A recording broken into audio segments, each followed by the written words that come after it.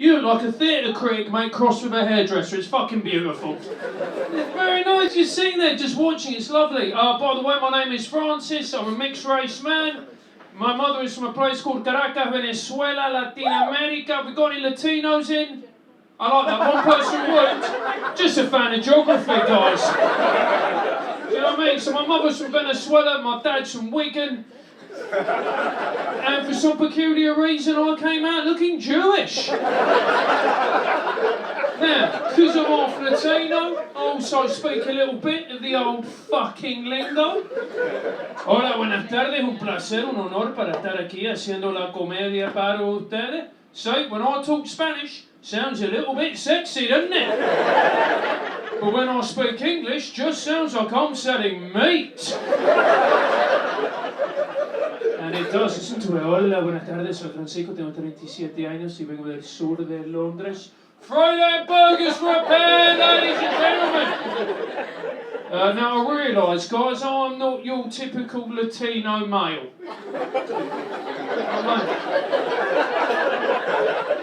I get it, I'm not cool, I'm not sexy, I can't dance, but I tell you what, fucking love a nap. 4 claps, that's what I fucking live for, mate. Why do it? 1 clap over there, fucking patronising. It's lovely, but you're a nice crowd, you're nice, I like you. You're very nice. Yeah, he doesn't like it, on the phone. Having a look at Tinder, great stuff. But you're a nice crowd, you are. You're a lovely crowd. And because as comedians we go up and down this miserable shithole of an island, we don't always play to the nicest of people. Like, you know what I mean? Like, I'm bilingual. You know that means I speak 2 languages. I did a gig in Basildon a few weeks back, right? Yeah, okay, 1 person knows Basildon. Appropriately on the far right. Lovely. Now, right, there was a man there. I went to him in the front row. I said to him, mate, I'm bilingual. He looked at me and went, I'm not fucking gay, mate! Now, being bilingual's only come in useful twice in my life, right? Number 1, when I'm on the train, I never pay for a train ticket because the service in this country is a disgrace, it's an embarrassment, they rip us off every single day of our lives. So the ticket inspector comes up to me, goes to me, excuse me, sir, could I see your ticket, please? And I'm like, ay, Dios mío, yo no entiendo. And he looks at me and he thinks to himself, I don't get paid enough to deal with this shit. And he walks off in the opposite direction. Or number 2, when I'm doing the love with the missus, actually guys, gonna be honest with you, she's a feminist, she doesn't like being called that, she prefers the term ex-girlfriend. Now, she used to love it when I spoke a little bit of lingo in the bedroom. I'd be there, I'd be like, ay, que eres mi amor, que rica, que cuerpecita tan bella tienes. But halfway through, I'd start running out of things to say, and what come out of my mouth would be, queremos un Reino Unido rico, queremos un Reino Unido poderoso, queremos un Reino Unido fuera de Europa. Yep, those are the first 3 lines of the UKIP manifesto. And once she got properly into it, she grabbed the duvet, she was like, more! And I panicked, and what came out was, baila tu cuerpo, alegría Macarena. Tu cuerpo es para la alegría y cosa buena. Baila tu cuerpo, alegría Macarena. Macarena. Yeah, that was not her response, madam. She went to say something, I panicked again and went, para bailar la bamba. Yeah. Now I realise why I'm not your typical Latino male, right? It's because I wear these bad boys here. Latino men, they don't want to wear glasses. They want to be like this smooth motherfucker over here. Look at him. Jesus Christ, it's like George Michael's come back. I'm tempted just to abandon the set and fuck you. I mean, that's bad. Anyway, so, right, they don't, because the thing is, right, you can't be a sexy man if you wear glasses. You can't be an alpha male, and we're going to prove it right here, right now. Men with glasses in this room, give me a cheer. Can you hear that? Less of a cheer, more like 4 cries for help, wasn't it? Oh, you can't be a sexy man if you wear glasses, because it isn't a good look, is it?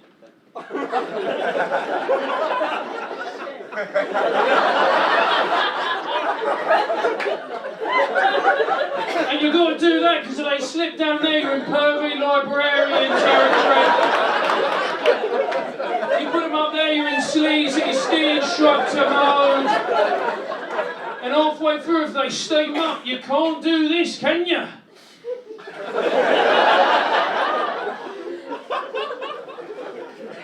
Yeah, that one's for the ladies, guys. Because of the way I look, right? I don't really get a lot of women flirting with me. The only time a woman has ever flirted with me, she came up to me, she goes to me, Francis, could I try your glasses on?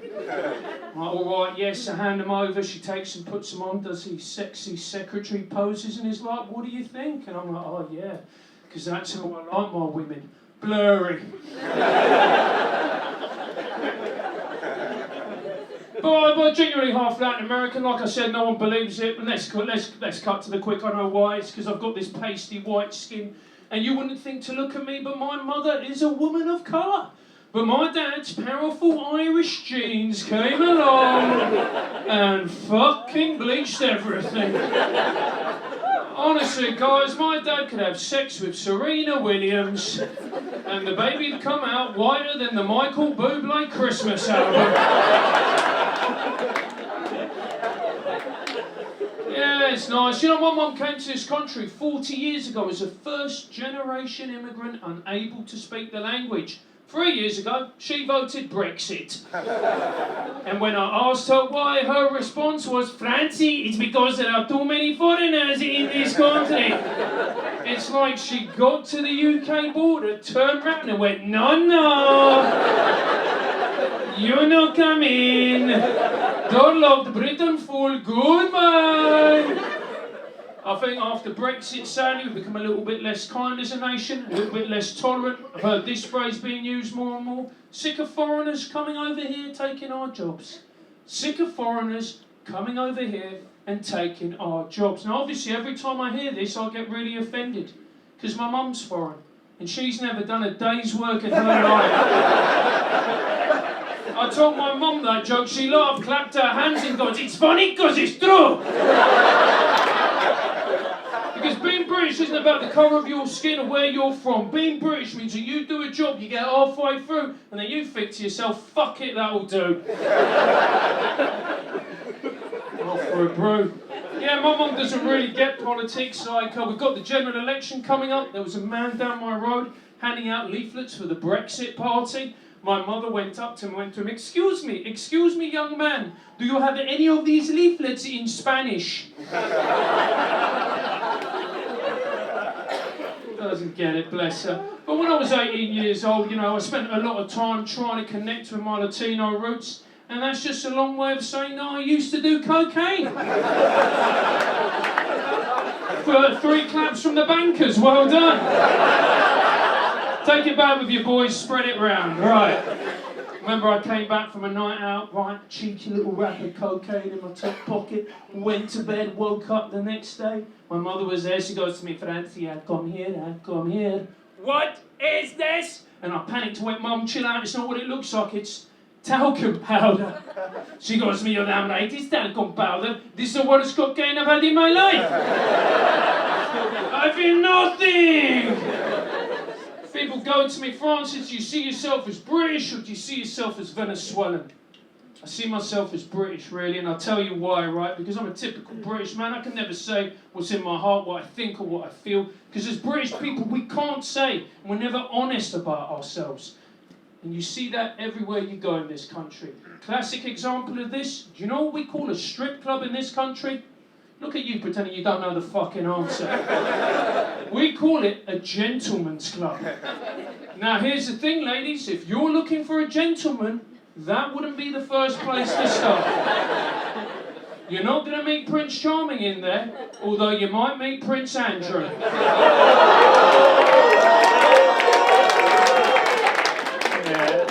And for those of you offended by that, please chill out, it's just a joke.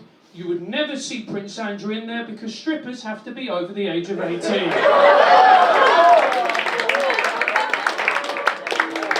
One person is out the back going, excuse me, I'm offended by this, I'm a paedophile. Utterly outrageous. But look, here's the thing. I think as a nation we're more divided than ever before. I worry about that, and I worry how we're fragmenting. But there's things that, you know, if you're Conservative, if you're Labour, if you're Liberal Democrat, you're Green, you're Brexit, there's some things that we can all agree on.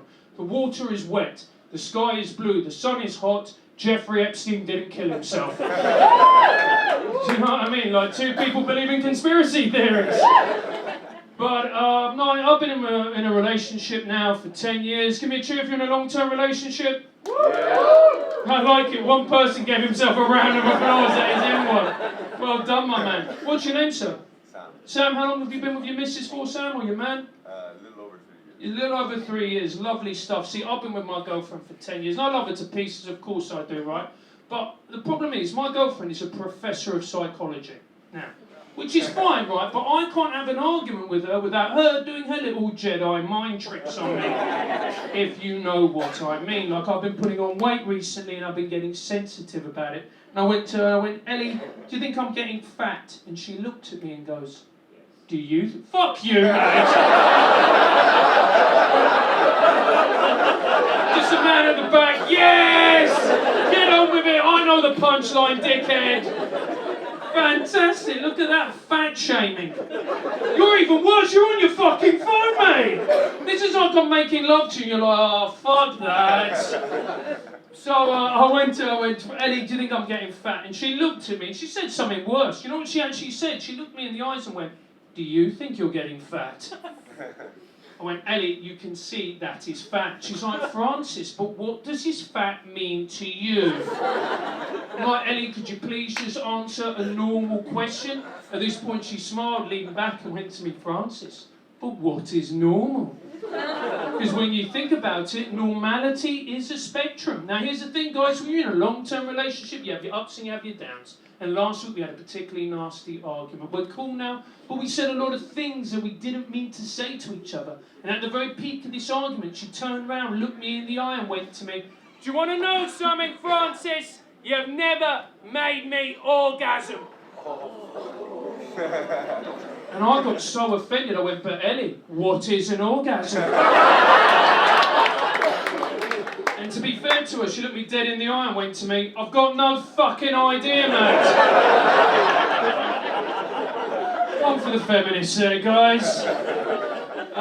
So we've got English people, we've got English students over there, we've got a teacher over there. I used to be a teacher, I was a teacher for 12 years. What's your name, my man? Jack. Jack, cool. I know you've been spoken to, Jack, but here's a test I do, guys, to work out if someone's a proper teacher or not. Jack, tell me the name of your least favourite kid. Herbert. There we go, guys. Didn't have to fucking think about it, did he? He had a Rolodex of dickheads in his brain. But here's the thing, people have often said to me, Francis, you're a teacher, what would you do to make the lives of children better in this country? And this is what I do, Jack, see if you agree. I make it compulsory for every single child in this country, doesn't matter about age, race, ability, to go on a school trip to Wetherspoons on a Tuesday morning, just to show them what happens if you don't work hard at school. And if they're not listening, that's the moment I'm going to grab their hand and go, come on, you two, we're going to Ladbrokes. But I'm a South London boy, born and raised. One of my best mates in the entire world is a lad called Gary. Now, when I left school, I went to university. Gary went to join the army. Did 10 years in the army, 2 tours of duty in Afghanistan. Called me up out of the blue a few years back. He goes to me, Francis, you're my best mate at school. I love you. I miss you. Let's go for a bevy, mate. I go, Gary, that's a great idea. We went for a drink. He goes to me, Francis, what are you up to now? I go, Gary, I'm a secondary school teacher in Croydon. Gary looks at me and goes, fucking hell, mate. That sounds stressful. No, I couldn't do that, mate. It's hard. I'm like, Gary, what are you talking about, you idiot? You're up against the Taliban. Some of the most evil, vicious murderers on the planet. He's like, yes, Francis, I know, but at least I'm allowed to shoot the fuckers. See, I love that joke, because some of you liked it, some of you didn't. I didn't like that joke, Francis. No, I didn't like that joke, because I love children. I love children. Let me tell you somebody who's taught for 12 fucking years. There is nobody in this room who loves children, because there is not one single person here who, when you're on a bus, sees a group of school kids getting on and thinks to themselves, get in. And if you do think like that, you shouldn't be on the bus. I was also a primary school teacher for many years, and I miss being a primary school teacher because I never had to write a joke, I never had to write anything funny, because little kids are the funniest people in the world. Give an example. We brought the police in to talk to our little ones about how to stay safe on the internet, how not to talk to strangers, all that kind of stuff. The policeman came in and we packed the whole school in, and he delivered his speech and it went beautifully. And at the end he asked the kids, does anybody here have any questions? And this tiny little girl in the front row, bless her, couldn't have been more than 6, put her hand up. And he goes, yes, what's your question? And she goes, my mummy has the same handcuffs as you. Only hers are pink and fluffy. And it was such a lovely moment, guys. It was, because all the female teachers were there trying to stifle laughter. And all the male teachers, like me and Jack, were looking at the little girl, trying to work out who her mum was.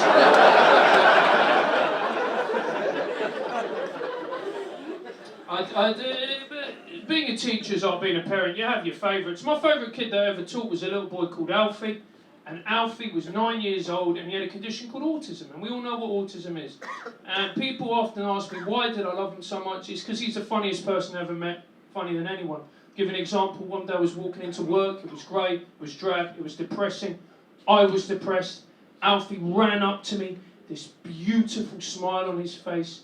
And he said the words to me, Mr. Foster, I love the radio. I said, Alfie, mate, that's beautiful, bless you. What's your favourite station? And he thought about it for a second, and then he went, King's Cross. That kept me going for 3.5 years, guys. Better than Xanax. Now, this is a real reason why I loved Alfie. We got Ofsted in. Now, for those of you who don't know, our friends from overseas, Ofsted are school inspectors. They're a big deal. They can make or they can break a teaching career. And the previous day, this head of the inspection team had made my colleague cry. A wonderful woman and a fabulous teacher. Now I'm there teaching my lesson. This head of the inspection team comes in. The moment I see her, I start panicking. My hand starts shaking. My heart starts palpitating. I start stumbling over my words. She comes in really aggressively. Bear in mind, she knew this kid had autism. She was given a file on him at the beginning of the day. She walked up to him and she barked the words at him. Alfie, how do you think your lessons are going? Alfie, poor thing, panicked, turned around, looked at her and goes, is that a mole on your face? She goes, Alfie, we're here to talk about your learning. How do you think it's going? He goes, are those 2 hairs growing out of it? And at this point, she lost it. She just went, Alfie, we're here to talk about education. Now, I don't know, guys, if you know anything about autistic kids, but once they get on to a topic of conversation, you are not going to get them off it. So Alfie simply looked up at her and said the most beautiful words I've ever heard in my life. He went, when your 2 hairs move in the wind like this, it looks like your mole is talking to me. And at that point she got up and she stormed out of my classroom. And I love that little kid, ladies and gentlemen, because he saved my fucking career. Yeah, I'll tell you one last story before I go. I also taught a little boy called Jamie, and Jamie was 9 years old, and he had a condition called behavioural difficulties. Behavioural difficulties. Now, for those of you not au fait with this term, what that means is that Jamie was a dick. Again, some of you liked it, some of you didn't. But when I used to do that joke in the staff room, it used to fucking nail it. And one day Jamie decided he'd had enough, right? Here's the thing, right? I'm going to give you a little explanation as what Jamie was like as a kid. The first time I met him, he was 8 years old. It was World Book Day. Now, World Book Day is where the primary school kids come dressed as their favourite character. Jamie turned up in a suit. I went, Jamie, you look very smart. Who have you come as? Looked me dead in the eye and went to me, Christian Grey. I know, I was as surprised as you are because I didn't know his mum could read, you know. Anyway, so this day, Jamie decided he had enough. He didn't want to do any more work. He put his pencil down. He folded his crappy little arms. He looked at me dead in the eyes and went to me, bruv, there is nothing that you can make me do to do any work. What are you going to do, fam? You are powerless, fam, powerless. You touch me, I'm reporting you to the RSPCA. You laugh, I had to teach this cunt long division. So Jamie, mate, you leave me with another option. I'm going to have to get the deputy head in. So the deputy head comes in, the spineless little weasel that he is. He walked up to Jamie, went to him, Jamie, mate, what's the matter? Jamie looked at him and goes, fuck off, mate. Deputy head didn't like that. He brought the head teacher in. The head teacher tried the hardline approach, chest out, chin up. Looked at Jamie dead in the eyes and went, Jamie, I've heard you've been rude and abusive to members of staff, young man. What have you got to say for yourself? Jamie didn't back down. Jamie met his look straight on and went, mate, you can fuck off and all. And at this point I got so angry, I got absolutely livid, because this kid is only 9 years old and he's already fulfilled my lifetime ambition. There you go. That must have done all right, because you're now off your fucking phone. Right, up in France, so take care, good night.